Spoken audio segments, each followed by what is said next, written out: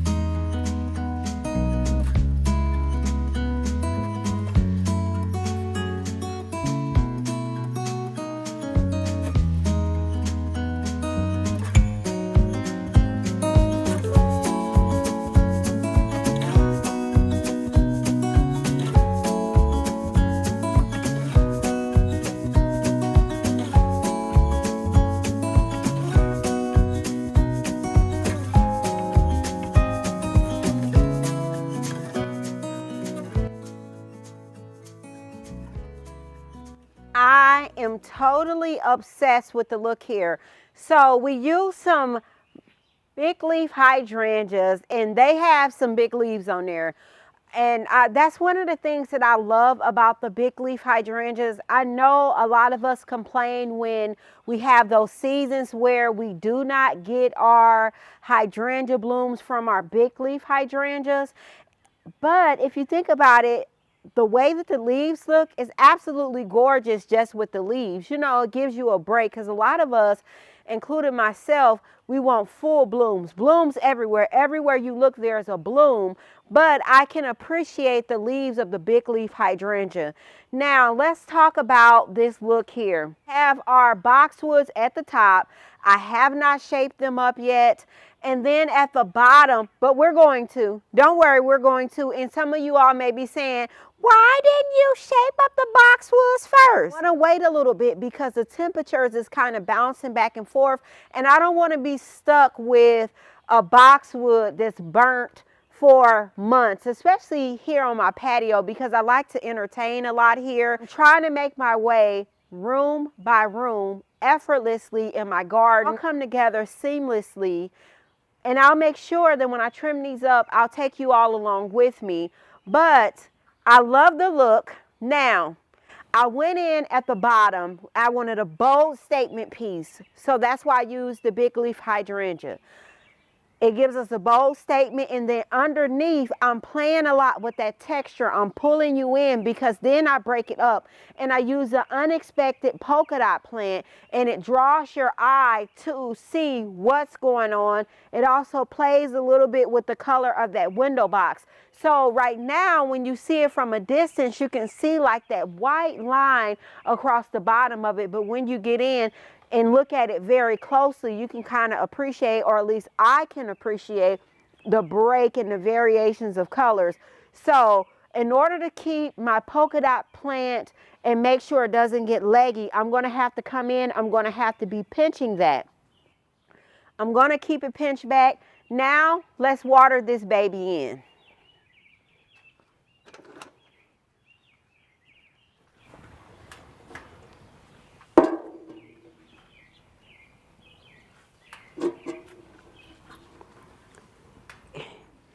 So I like to leave spaces so I can get in there and water.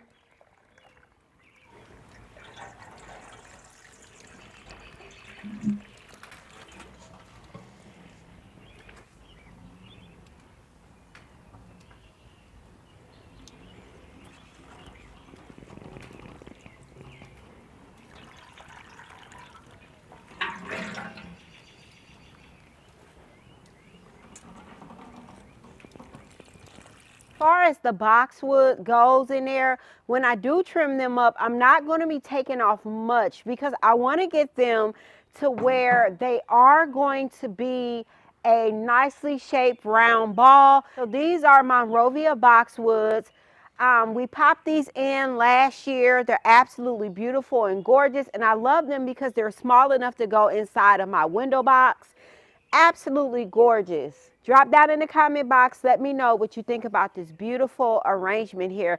And have you started any of your summer containers? I would so love to hear about it. Go ahead. If you're not subscribed to the channel, look, we do things differently over here, honey. Some influencers, they won't ask you to subscribe. But over here on Garden Queen, honey, a closed mouth don't get fed. So make sure you hit that subscription button, especially if you like the window box. Bloop, bloop. You ever planted up a hydrangea and you come out the next day and then your hydrangea is looking like this? It's needing water, and the perfect time to water your hydrangea is going to be early in the morning time or late at night. You do not want to come out in the heat of the summer and water your hydrangea because it's only going to burn. So I have my watering can here. Let's go ahead and get some water inside of this hydrangea, and then we'll come back and we'll check on it later so we can see how everything is looking. And it's already starting to bush out. It's laying exactly the way that I wanted it to lay, and I'm super duper excited. So let's get this baby watered in. Have not turned on my water yet this season. My water hose are not hooked up yet, so we'll just go directly to the spigot and fill up.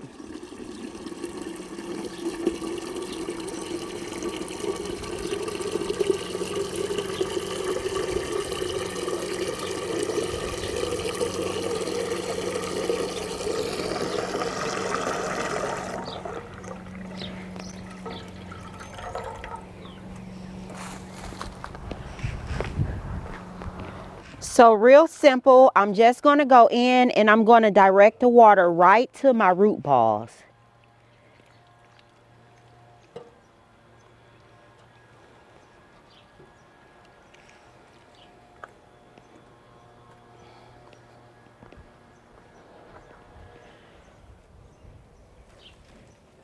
Again, right to my root balls.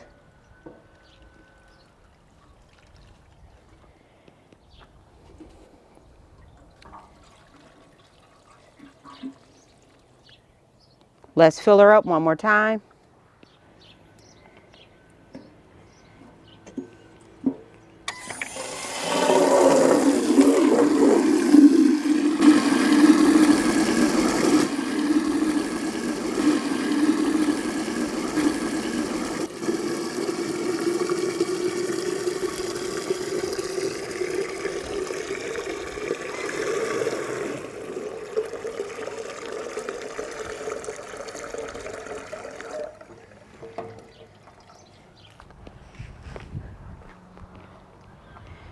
Now I am going to come a little bit more, and I am going to water right here.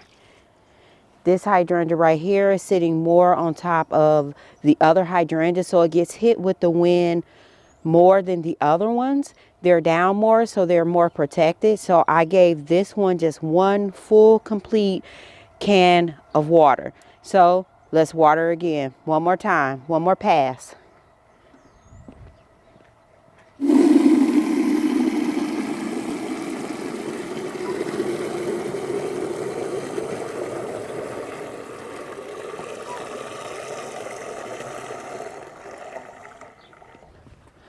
Now I'm going to direct this water more towards the back.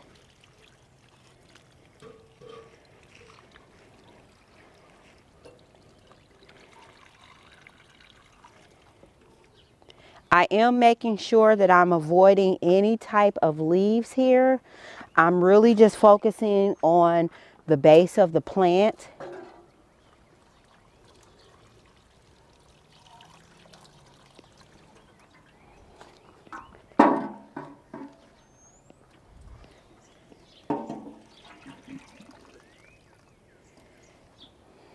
Everything is watered in on this hydrangea. We'll come back, we'll take a look at it. Day after I plant my hydrangeas, one of the first things I do is I go in and I come outside and I like to look and see, are my hydrangeas wilted down?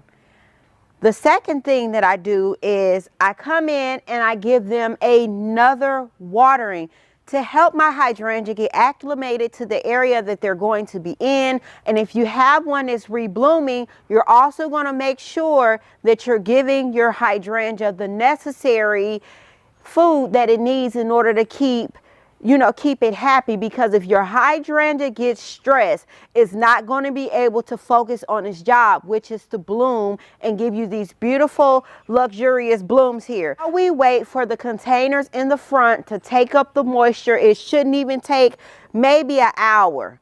It shouldn't even take that long. What we're going to do is we are going to clean up this window box. We're going to water them in first. After we get done, we're going to clean the window box up. So let's start. And hopefully none of the birds have taken up residency in this window box already, because this really is the perfect environment. They can easily go in behind the hydrangeas closer to the window here. They can swoop in and they can make them a little nest. So you know what? We ain't even going to take no chances. Now, I know for sure. See, did y'all just see it? I know y'all seen it. I know y'all seen it. For sure. See, did y'all just see it? I know y'all seen it. I know y'all seen it. I know y'all seen it. And guess what? It was one in the sunroom yesterday.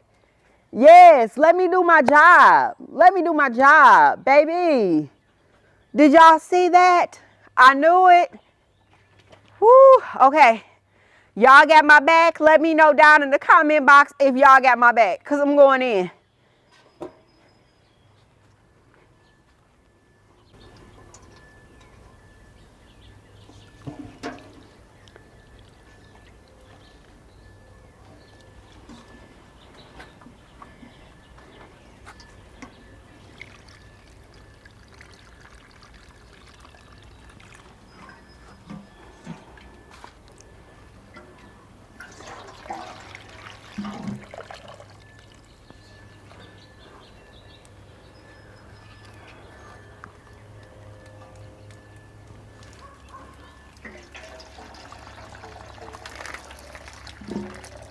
Clean all of this up.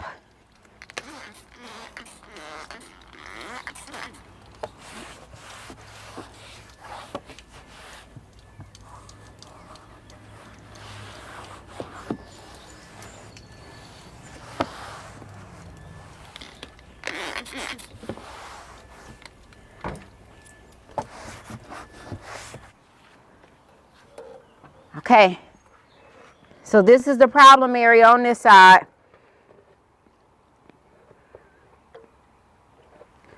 All right, we're good. We're all good. Now with this window box, it has like a self-watering system inside of it. And so the water drips out the bottom of it if it gets too full. I like that component to it. So we've had quite some time. The hydrangeas that we watered in, we're going to hop back in the front and we are going to see how they're looking. Did they perk up? Are they still perked down?